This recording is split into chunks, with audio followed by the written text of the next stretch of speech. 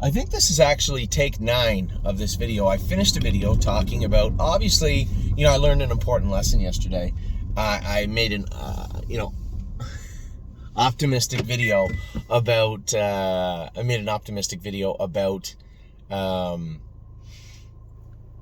how the barn was going, how it was going great, how I was super excited to watch Haunted House, super excited to watch JK Victory tonight, and I was all pumped. And then, of course, the horses went out. And yeah, I guess, I didn't think Haunted House raced that bad.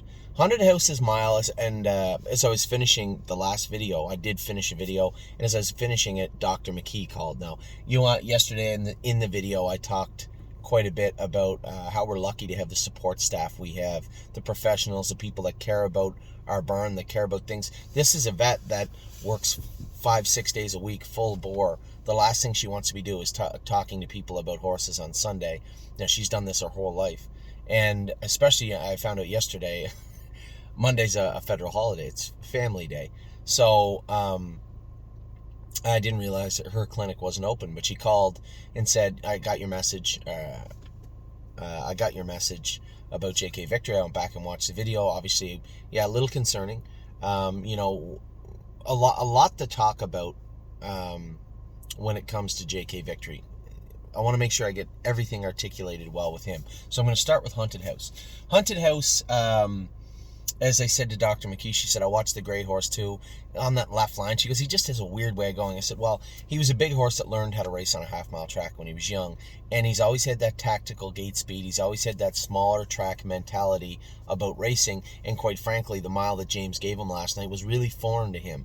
And I went to the track with Amy and the kids last night, and yeah, when I watched the race, I was a little pissed that James got away 6, but that horse has got to learn to race like that, right? I don't, when it was all said and done, when I got a chance to catch my breath, especially after JK Victory's race, try to quantify what I just saw and what it meant to me, JK Victory was disturbing. We're going to talk about that and how we're going to deal with that. But Haunted House, I wasn't upset about the mile. Yes, you could tell the way he kind of finished up, and he played himself out a little bit fighting with James in the middle half, and then when James moved him over, it looked like he had a clear line to sweep the field, but he's never done that before.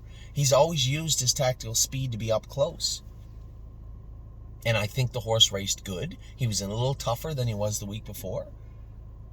And yes, if he had got away 1-2, he probably would have finished 1-2. But he is going to have to learn to race like that. We didn't buy him just to be a one-runner. We didn't buy him just to be this is how he races and he can't race any other way. I would love to see him win last week. I think if we race him like that 3 or 4 times, you will see him finish up a lot stronger.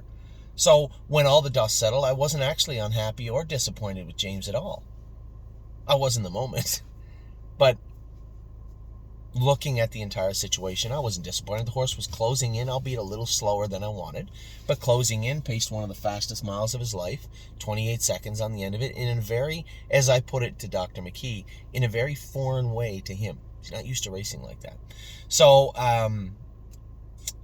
we talked briefly about his visit specifically to the vet. She goes, all I found was his hind ankles and his knees. She goes, his knees need to be maintained, so we may go back in with polyglycan on Tuesday also in preparation, trying to make sure he stays set up and sound for the spring into the summer. But again, I think there's a real good horse in there. You could tell he just wasn't himself. Sit along the rail and finish in the middle hard last week, yes. Get away 6th, be third over, and pass horses on the right the whole way down the lane. He looked like he was green, I guess. He's only had 17 starts, a 4-year-old. I mean, Jesus. And that's not 17 starts as a 4-year-old. That's 17 starts leading up to his 4-year-old season. So, didn't have that he always had a sporadic training and racing schedule. So I was, I guess, happy with Haunted House by the time I went to bed.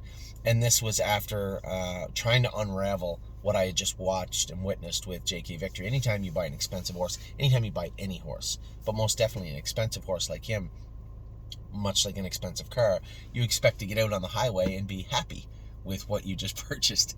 And, I say this all the time, and, it sounds like a bit of a quip, but at the end of the day, these are living, breathing animals. We had taken I have to take some of the blame here. I believe that inadvertently, maybe I did put pressure on Harry Polton to have the horse in to go, and Harry had trained him, schooled him in 2-1 in the mud because it was muddy.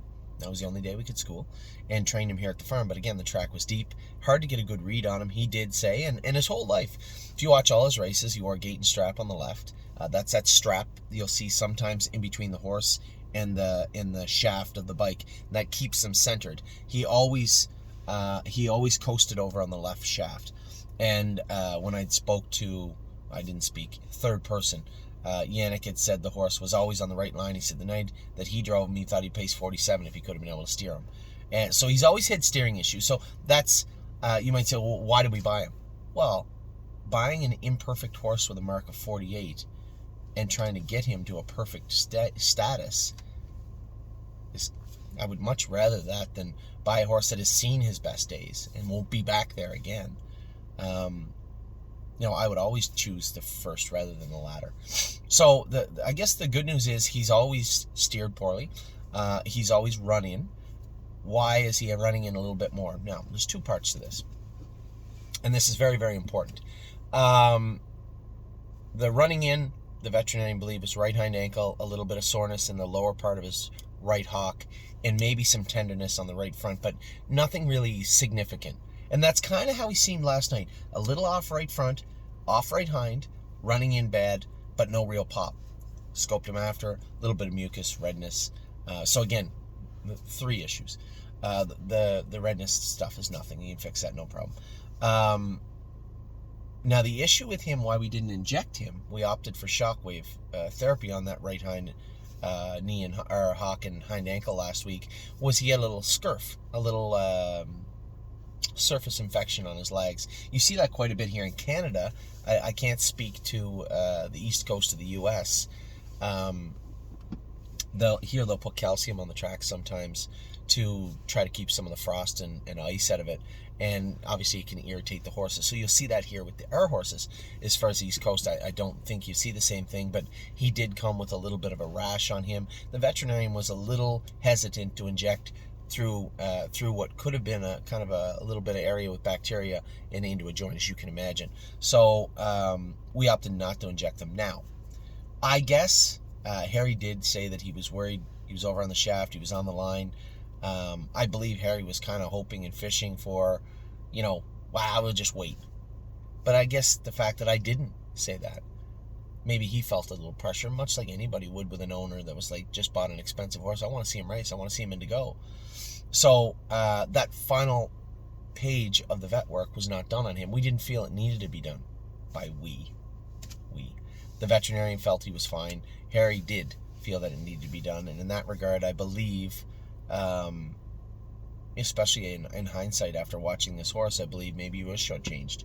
So we had the second component was that although we addressed the issues the vet saw, we didn't do it in a more aggressive manner, like injecting the joints like we would usually do.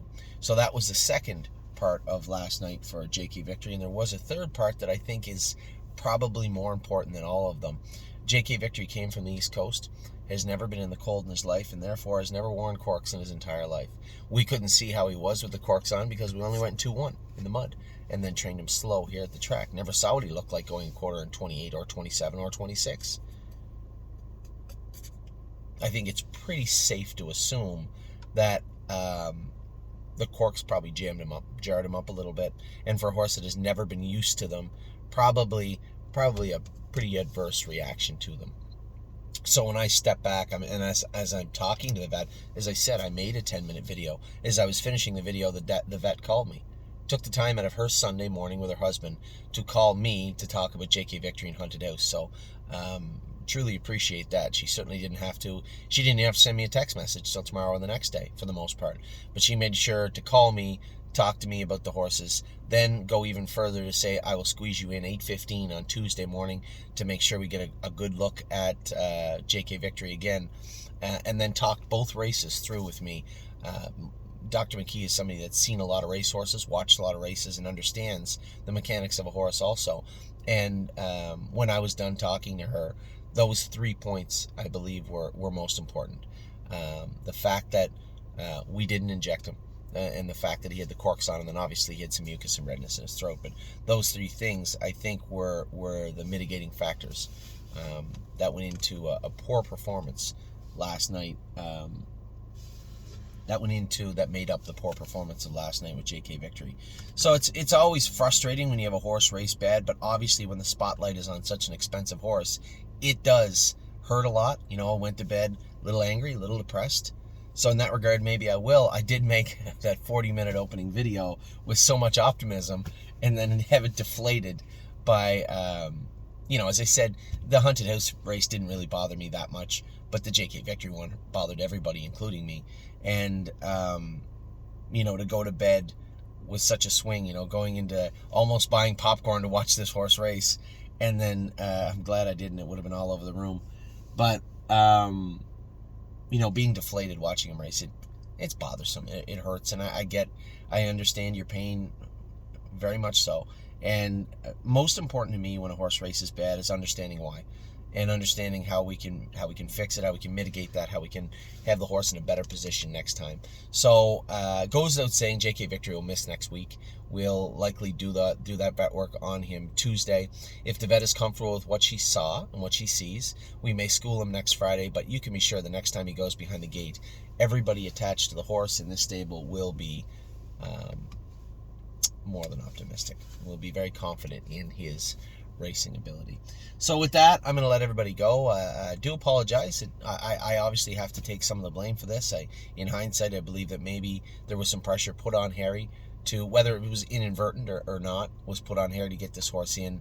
And, not generally, had I thought that there was an actual issue, I would have been a different conversation. But,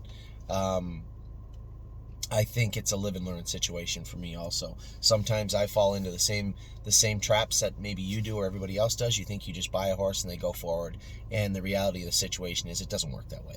Sometimes there's a lot more that goes into it, and sometimes you can't take things for granted, I guess is what I'm getting at. So, turn the page. There was no harm, no foul. I looked at both Haunted House and JK Victory 10 minutes ago. Both ate their breakfast. Both seemed good. A little cranky in their stall, but both of them seemed fine. Obviously, I give a quick once-over to JK Victory. Walked him around. The horse was sound. There was no issue in that regard. But we do want to get to the bottom of exactly what these issues are. Under imaging, under x-ray last week, there was nothing found with him. I suspect it'll be the same for this week. So it's just a matter of minor maintenance. I think you saw a cumulative a couple of areas compound into quite a poor race last night. Get those corks off and get them injected, get them schooled, and get them back in to go. So that's where we're at least hopefully I can answer all the questions you may have for today. If you have any more, you can certainly reach out to me, text me, email me, call me. Everything else this week seems like it's going in the right direction, but it can't always be perfect. So get over these two hurdles from last night, and move forward with this week. Good luck to everybody racing over the next 5 to 7 days. I'm going to be going back over to Ohio on Tuesday afternoon, but not before we go another slow mile with the babies here on Tuesday. So babies are going good. 3-year-olds are getting close to the races. The racehorses, for the most part, are doing well. A little disappointed last night, but you know what? There's always next week. Take care.